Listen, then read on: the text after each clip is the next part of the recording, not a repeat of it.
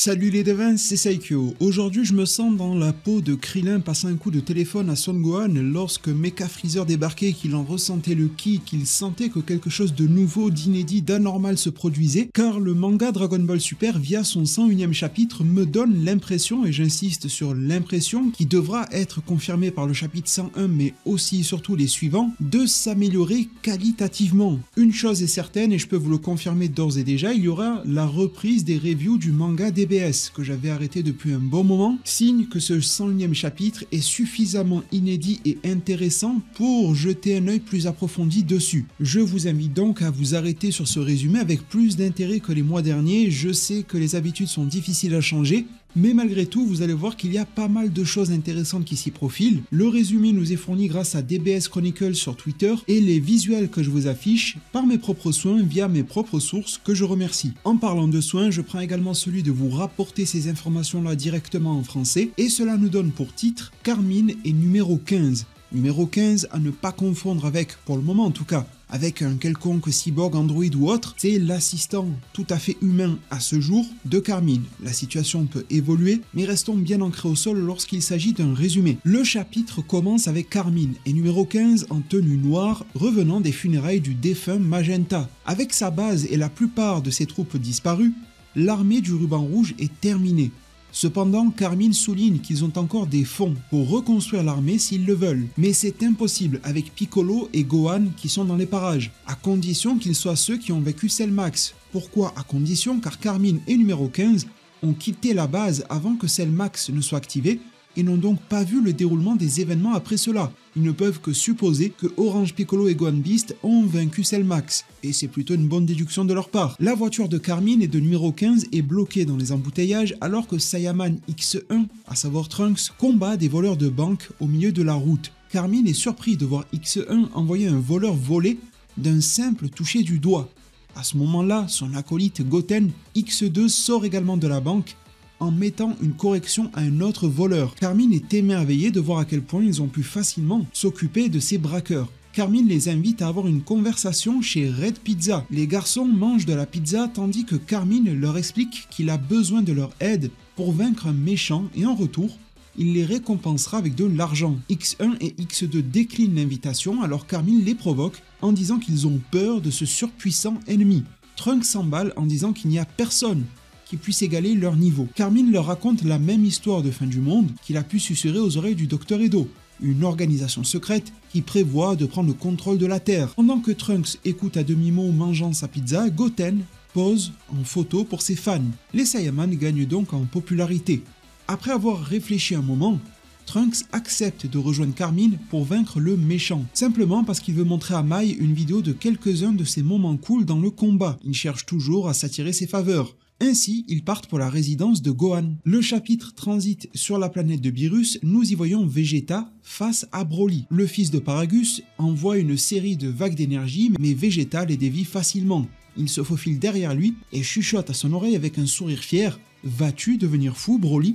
tout en encaissant le coup de poing de Broly en pleine face. Et dit « Il n'y a rien de mal à être en colère. La colère est la source de pouvoir de tous les Saiyans. Le seul problème avec toi, c'est que tu perds le contrôle de toi-même. » Vegeta lui en fait la démonstration en se transformant en Super Saiyan. « Ne réprime pas ta rage. Contrôle-la, dit-il à Broly. » Le prince Saiyan continue de provoquer son acolyte pour le faire devenir fou furieux. Mais Broly arrive à réprimer la rage qui est en lui. Goku s'inquiète du fait que Broly pourrait devenir fou furieux à tout moment, comme lors du film, imaginant la planète de Beerus être détruite et consorts, mais Whis note le fait que les choses ont un peu changé. Goku ne comprend pas ce que Whis veut dire par là. Une évolution en tout cas a lieu.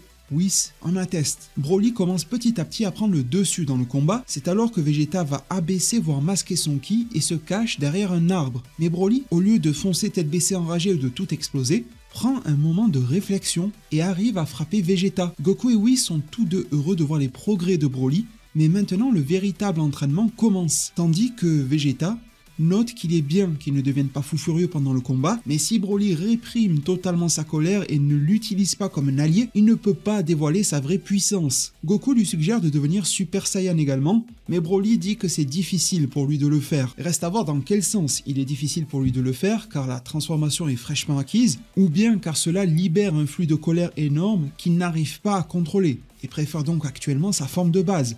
Au passage, je vous précise qu'aucune trace du Ikari de Broly n'est montrée de nouveau dans le manga. Ce n'est pas la première fois qu'elle est mise de côté, il se pourrait bien qu'on ne la voit plus jamais, ce qui serait dommage, mais on en parlera plus tard. C'est alors que Remo va donner de l'eau à Son Goku, Vegeta et Broly. Shirai entre en scène. Elle trouve que ces personnages sont tellement insouciants. Que feriez-vous, dit-elle, si Freezer débarquait ici et maintenant?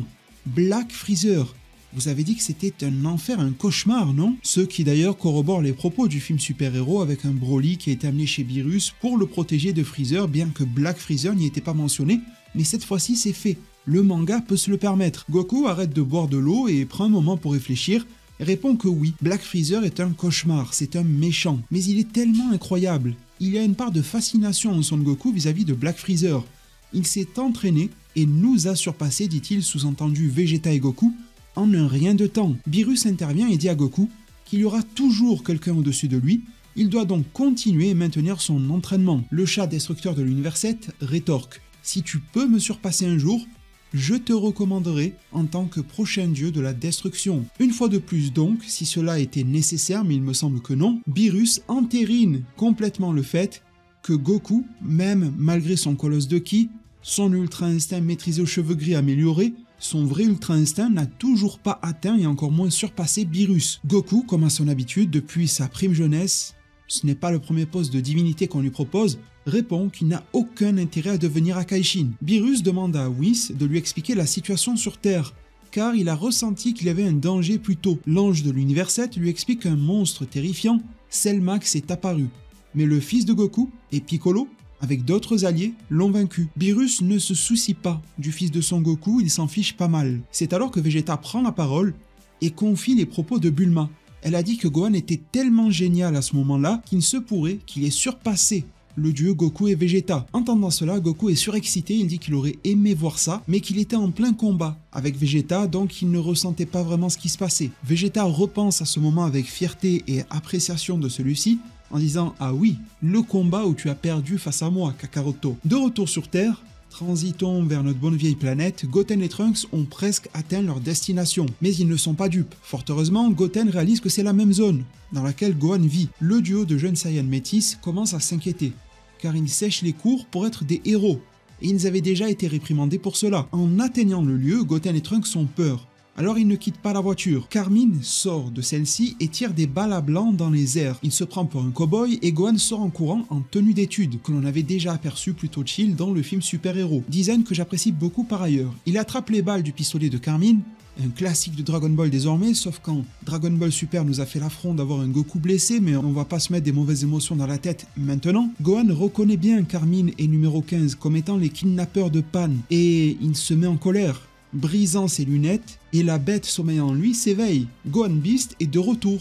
La pression de son ki crée un grand trou dans le jardin. Décidément, je plains le jardinier de ce côté-là. Le ki de Gohan Beast est si grand que Goku et Vegeta le ressentent sur la planète de Beerus. Vegeta alerte Son Goku et se demande si cela est possible. Et Goku est également en plein questionnement et se demande « Mais attends, c'est pas possible, c'est pas lui ». Carmine appelle les Saiyamans pour combattre Gohan, mais il refuse. Fort heureusement, le premier fils de Son Goku remarque le second accompagné de celui de Vegeta et leur demande d'expliquer ce qu'ils font là avec l'armée du ruban rouge. Gohan arrive à retrouver son calme, l'apaisement est fourni par Goten et Trunks, rien qu'à leur vision. C'est alors que Goku arrive, se téléportant sur Terre et pose ses pieds sur le dessus de la voiture de Carmine, le visage enjoué, assez apaisé et détendu, mais également intéressé par la situation, et salue tout le monde en leur disant que cela faisait un moment, n'est-ce pas? L'une de ses phrases signatures, notamment dans le Dragon Ball contemporain. Le chapitre touche à son terme, et la note de l'éditeur nous dit que Goku apparaît dans une situation quelque peu compliquée. Goku pense-t-il réellement à faire cela?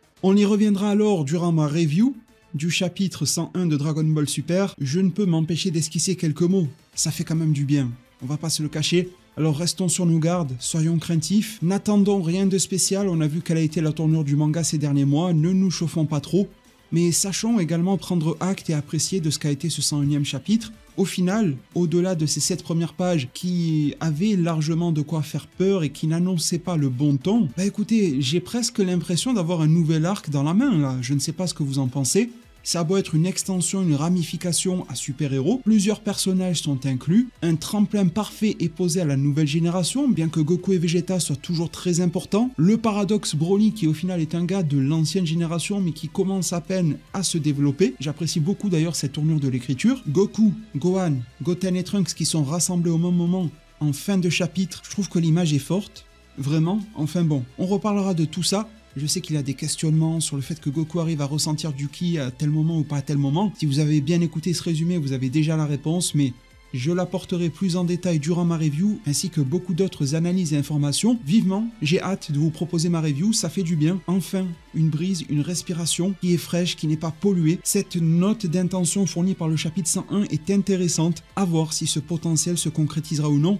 Mais il y a vraiment beaucoup à faire. Merci infiniment de m'avoir suivi du début à la fin de cette vidéo-là. Une vidéo similaire concernant Boruto arrive juste après, aujourd'hui même. Restez donc à l'affût, abonnez-vous, activez la cloche des notifications, likez, commentez et partagez. Merci vraiment pour tout votre soutien. Prenez tous extrêmement bien soin de votre futur. Et à plus pour de prochains arts divinatoires.